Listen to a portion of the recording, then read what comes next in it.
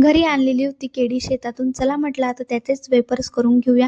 कारण आपण बाजारातले वेफर्स तर खातच असतो, पण घरची अजून काहीतरी वेगळी टेस्ट लागते.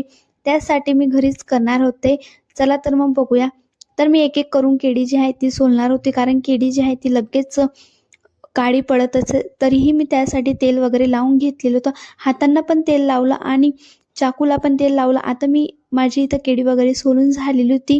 तेलाचं तापमान जे आहे ते व्यवस्थित ठेवायचं, म्हणजे जास्त कडकही होऊ द्यायचं नाही.